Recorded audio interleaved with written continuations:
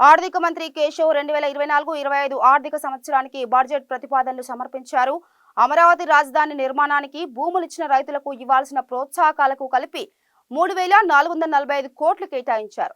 ఒకవైపు ప్రపంచ bank, Asia అభివృద్ధి బ్యాంకుల సహాయానికి పచ్చజెండా ఊపిన ప్రభుత్వం రాజధాని పనులు పరుగులు పెట్టించేందుకు బడ్జెట్లో ఇతోధికంగా నిధులిచ్చింది. సీఎం చంద్రబాబు దార్శనికత, సంక్షేమం, అభివృద్ధి సమానంగా ఉండాలనే ఆయన ఆలోచన విధానం గురించి చెప్తూ 3 దశాబ్దాల కిందట ఆయన చేసిన ప్రసంగాన్ని ఆర్థిక మంత్రి పయ్యావుల కేశవ్ తాజా బడ్జెట్లో ప్రస్తావించారు. ఆయన దార్శనికత వల్ల రాష్ట్రానికి ప్రతిష్ట పెరిగిందని, రేపటి రోజున దేశం ఆలోచనను ఆంధ్రప్రదేశ్ ఈ రోజు చేస్తుందనే ఖ్యాతి తీసుకొచ్చారని అన్నారు.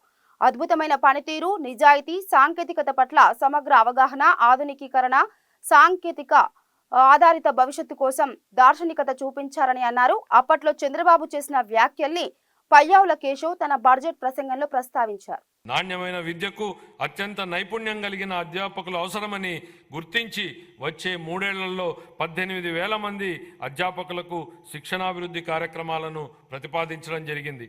2024 డిసెంబర్ నుండి 2.5 లక్షల మందికి పైగా విద్యార్థులకు వృత్తి శిక్షణను సులభతరం చేయడానికి NASSCOM, future skills, edu skills, sales force, Microsoft వంటి ప్రతిష్టాత్మక సంస్థలతో మా ప్రభుత్వం అవగాహన ఒప్పందాలను కుదుర్చుకుంది.